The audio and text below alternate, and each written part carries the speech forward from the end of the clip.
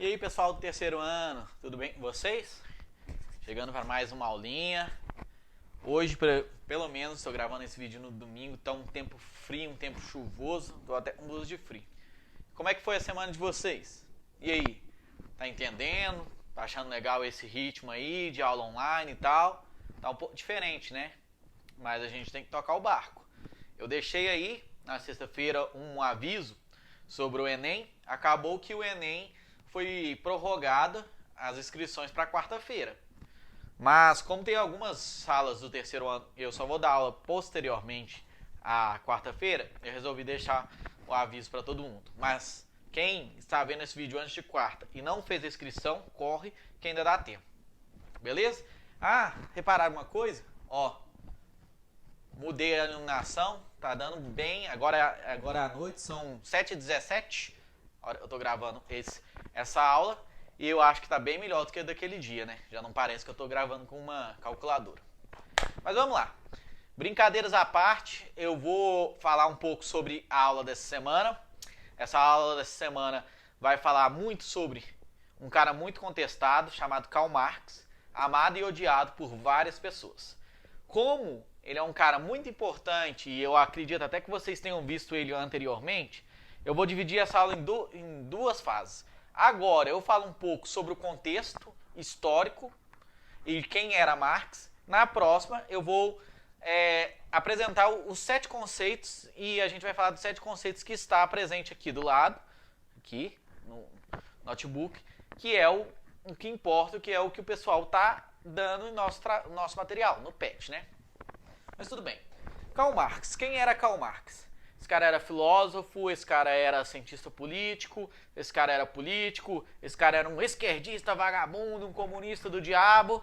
Bom, ele era realmente o esquerdista.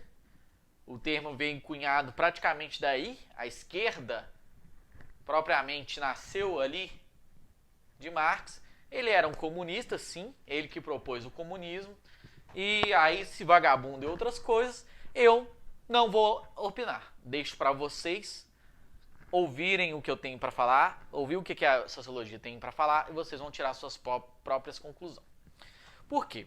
Toda vez que a gente for analisar um personagem, alguém da sociologia, um nome da sociologia, a gente tem que pensar primeiro quando que ele fez a sua análise, certo? Porque você não pode pegar a análise de alguém, por exemplo, no ano de 2000 para falar do ano de 2020, porque vai estar fora do contexto. Então, toda vez que a gente for falar de alguma coisa, a gente tem que colocar dentro do contexto histórico, que é o tempo, qual ano, e o social, que é o quê? Como que a sociedade estava na época, certo? Marx era um cara muito indignado com a sociedade da época. Sim. Por quê? Na sociedade da época, não sei se vocês lembram, se vocês já assistiram, tem até um filme Tempo Moderno que mostra um pouquinho sobre isso. As pessoas trabalhavam primeiro no feudalismo, veio a Revolução Industrial, certo? As pessoas saíram do campo e começaram a ser exploradas nas fábricas. Exploradas de que maneira? Gente, ali não tinha esses direitos trabalhistas que nós temos hoje. As pessoas não tinham férias, as pessoas não tinham 13º, o salário deles era baixíssimo, era só para comer, as pessoas dormiam na fábrica, as pessoas trabalhavam 18 horas, as pessoas tinham problema de coluna, porque o balcão da fábrica era muito baixo e eles ficavam ali o tempo inteiro fazendo aquilo. Então Marx olhou para aquela sociedade e ficou indignado, entendeu? Ele achava que a vida era mais do que aquilo. Ele acreditava que o quê? Que o trabalho não era feito para alienar. O que é alienar? Não era feito somente para ganhar um dinheiro e manter as posições da classe hegemônica, dos patrões. Ele acreditava que o trabalho era algo para dar prazer, que a vida era muito mais do que trabalhar, que a vida era muito mais do que criar bens para outras pessoas lucrarem. Então, ao perceber, ao fazer a leitura daquela sociedade, Marx vai propor. Ele era um filósofo e ele trabalhava muito com a história.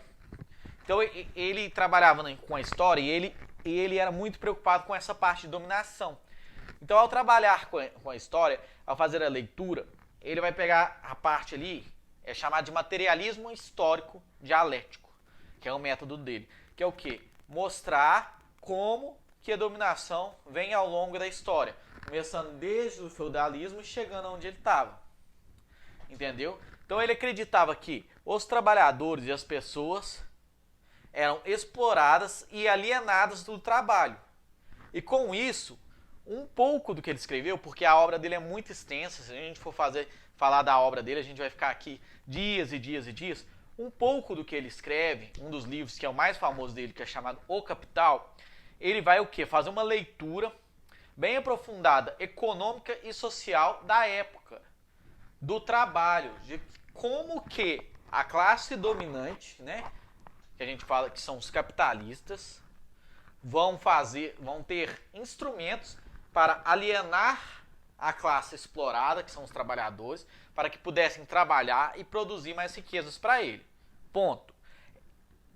Depois ele vai vir, ele vai escrever o 18 Brumário, depois ele vai escrever o famoso e contestado Manifesto do Partido Comunista, que é onde que ele propõe várias coisas para tentar mudar a ideologia da época, mudar a política da época, para que esse trabalhador deixasse de ser explorado e ganhassem os meios de produção, que é o quê? As fábricas e tal, que as fábricas não fossem somente de uma pessoa, somente de um capitalista, mas sim do povo, dos trabalhadores, da classe operária.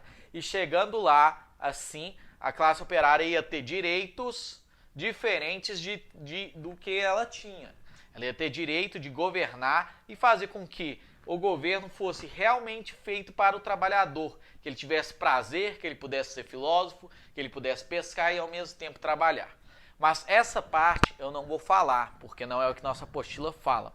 Eu estou falando aqui como curiosidade. Se alguém gostar de Marx, se alguém quiser saber mais, se alguém quiser se aprofundar, pode me chamar, porque modéstia à parte eu sei um pouco, eu gosto desse autor. Não é o autor que eu sei mais, mas é um autor que eu sei bastante. E eu li bastante na faculdade. Então, se alguém tiver alguma curiosidade a mais, se alguém quiser ler um livro dele, quiser começar, me falar, professor, por onde eu começo? Eu posso sim recomendar para vocês, tá bom? Esse vídeo foi só para explicar como era o contexto histórico da época. Agora, o próximo vídeo, eu vou trazer os 7 conceitos que estão presentes aqui, ó, no PET, tá bom? Eu vou até anotar numa folha para eu lembrar, porque eu lembro o que fala. Mas eu não vou lembrar quais os 7 conceitos, porque Marx fez vários e vários conceitos. E a apostila está cobrando 7. 7 que o autor acredita que vai cair no Enem.